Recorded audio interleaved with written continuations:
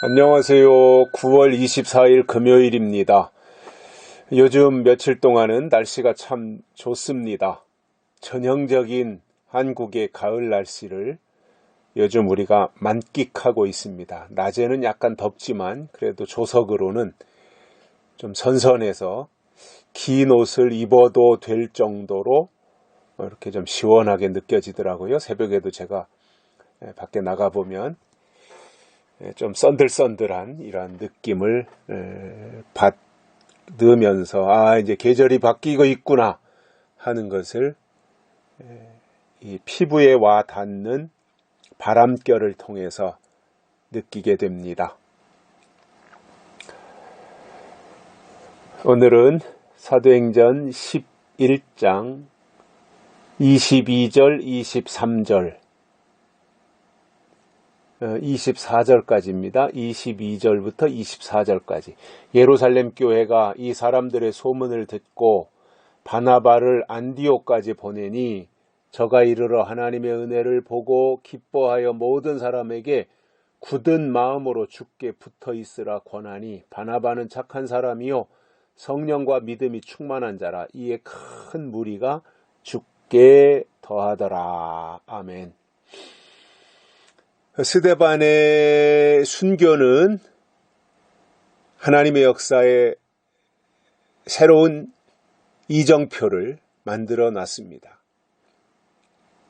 그 당시에 교회를 핍박했던 사람들은 새로 나타난 예수 믿는 사람들, 유대인들이 볼 때는 전혀 새로운 거였죠. 그들을 완전히 처단하고 잡아 없애면 예수교는 없어질 것으로 생각을 하고 잡아 죽이고 가두고 하는 일을 했습니다. 그로 인해서 이제 뿔뿔이 흩어지기 시작했고요. 그런데 놀랍게도 하나를 죽이면 둘이 되고 넷이 되고 열이 되고 걷잡을 수 없는 거지요. 이게 살아있기 때문에 그런 겁니다. 복음이 살아있기 때문에. 그래서 사람들의 계산으로는 예수쟁이들이 한 몇백 명 아니면 몇천 명 있었다 그러면 그 중에 한 사람 한 사람 잡아 죽이고 처형하면 그만큼의 숫자가 줄어들어서 결국은 없어질 것으로 생각을 했겠는데 놀랍게도 하나님은 한 명을 죽이면 거기서 10명도 나오고 20명도 나오고 100명도 나오고 하니까 기하급수적으로 증가하는 이것을 어떻게 막을 수가 있었겠어요. 그 역사가 초대교회 역사입니다. 그 분기점이 이제 스데반의 순교였던 것이고요. 그래서 흩어진 사람들이 안디옥에까지 이르러서 결국은 헬라인에게도 예수를 전파했더니 수다한 사람이 믿고 주께 돌아오게 되었고요. 이것이 안디옥에서 일어난 일입니다. 그때 이제 예루살렘에 있는 초대교회죠. 처음 세워진 예루살렘 교회가 그 소문을 들은 거예요. 안디옥에서 일어난 하나님의 역사. 많은 사람들이 주께 돌아오는데 헬라 사람들, 그리스 사람까지 돌아오는 이 역사를 예루살렘 교회가 그 소문을 듣고 바나바를 안디옥으로 보냈습니다. 바나바라고 하는 사람, 바나바는 참 특별한 사람이에요. 사도 바울에게 있어서 아주 절대절명의 아주 중요한 역할을 했던 바나바를 안디옥으로 보냈습니다. 예루살렘 교회가 파송을 한 거지요. 그리고는 이제 바나바가 안디옥에 이르러서 하나님의 은혜, 거기 안디옥에서 일어나고 있는 하나님의 은혜를 보고 기뻐했습니다. 하나님의 역사가 이렇게 안디옥에서도 일어나는구나. 하나님의 역사가 이렇게 유대인이 아닌 헬라 사람들 속에서도 하나님의 역사하시는구나. 이것을 보고 기뻐하면서 모든 사람들에게 바나바가 말하기를 굳은 마음으로 주께 붙어 있으라 이렇게 권면했다 이겁니다. 이랬다 저랬다 하지 말고 또 이렇게 저렇게 흔들리지 말고 주께 견고하게 붙어 있으십시오. 바나바가 이렇게 권면을 한 거예요. 당연히 교회의 파송을 받은 바나바가 이제 새로 믿기 시작한 사람들을 향해서 얼마든지 권면할 수 있잖아요. 그렇게 당연히 해야 되는 일이고요.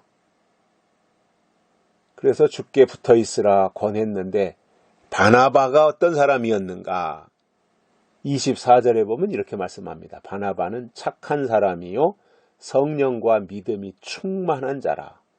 이에 큰 무리가 주께 더하더라. 이 한 사람의 영향력이라는 것이요. 어떤 때는 1000명, 10,000명을 대신할 수도 있어요. 영향력이라고 하는 것이. 어떤 때는 한 사람이 자기 한 사람의 역할밖에는 못할 때도 있어요. 어떤 때는 그 한 사람이 있으나 마나해서 아무런 역할도 못하는 경우도 있어요.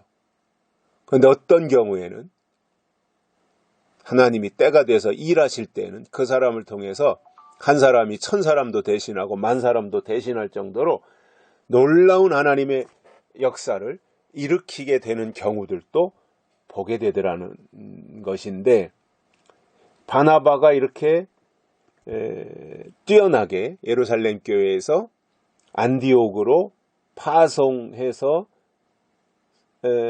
그들을 권면하고 주께 붙어 있으라고 이렇게 이제 위로와 격려를 한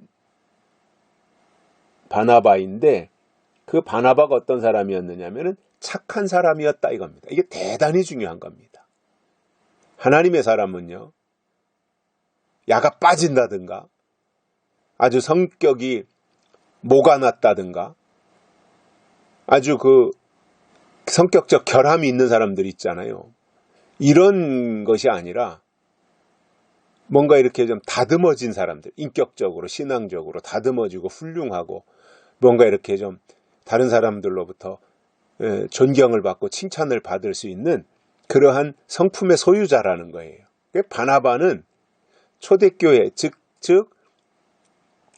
그 사도 바울에게 있어서도 사도 바울을 세우는 일, 사도 바울을 하나님의 사람으로 세우는데도 바나바가 결정적인 역할을 하고, 또 이 안디옥 교회가 세워지는 데 있어서도 바나바가 아주 중요한 자리에서 큰 일을 한 것을 볼 수 있거든요.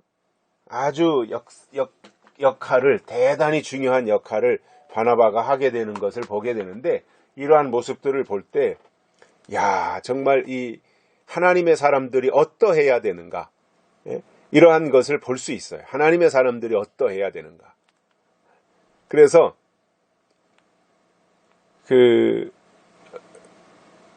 성격적으로 막 결함이 있다든가 말이죠. 누구로부터도, 사람들로부터 전혀 인정받지 못하고 손가락질 당하는 그러한 성격의 소유자들 있잖아요.